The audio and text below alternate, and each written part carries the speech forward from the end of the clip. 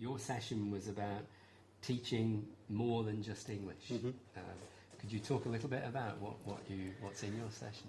Well, it was basically looking at the fact that the English language itself can be, in many ways, for want of a better expression, sexist, racist, classist, ageist, and so on.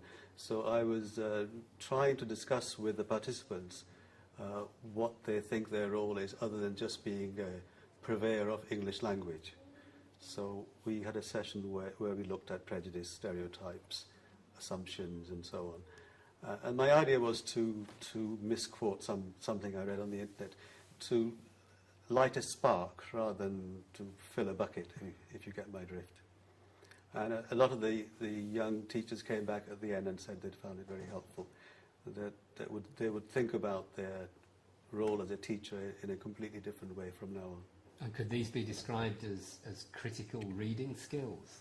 That's partly it, but the main distinction I think that they took away was between omission and commission, so that when you look at teaching materials, what kind of images are they portraying of different groups, women, black people, old people, and so on.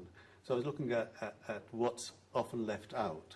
If you look at recent ELT books, they do tend to include more black people, more women in more powerful positions than, say, 20, 30 years ago. So the publishers are taking this on board. Mm-hmm. But again, we're limited. There's an example from David Hill where he wanted to include the name of a very well-known international drinks company and point out that it can actually cause you considerable damage, but he wasn't allowed to put that in his textbook. But I said to the student, what the text you choose and how you deal with them is important. So you could have a text which praises Hitler, or you could have a text which condemns him.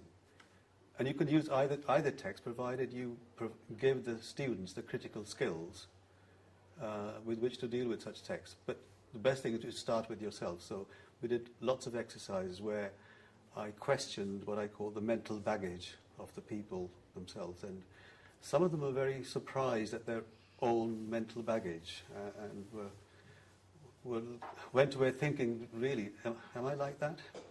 So I think I managed to stir things up a bit. I mean, what you're talking about, Rakesh, is teacher very much as educator, yeah, rather than just teacher teaching certain language skills.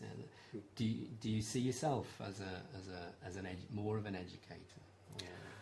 Well, I've only taught adults most of my life. This session was addressed to teachers who teach children.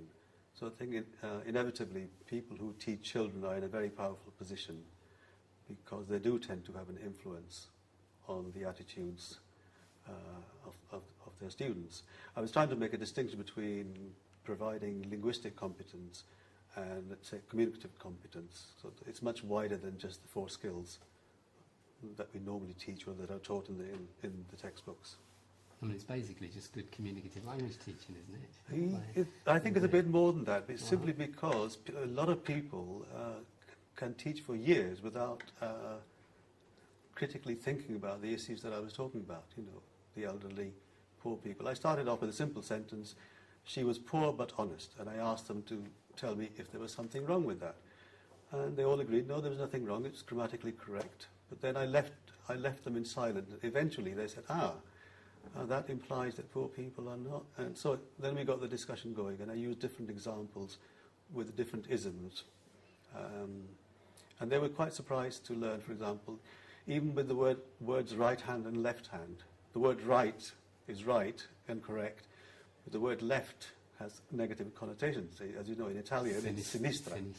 So they were quite surprised that one could look at language in such a kind of a detailed way, put language under the microscope. And they said they were going to try out some of these exercises with their students. I think it's great stuff, really.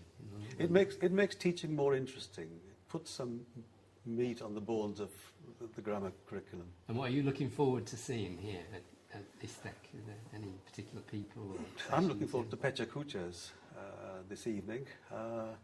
And all of them. I mean, I know quite a few of the ELT stars, and it's fun to watch them performing. Mm-hmm. Good, great. Thanks very much.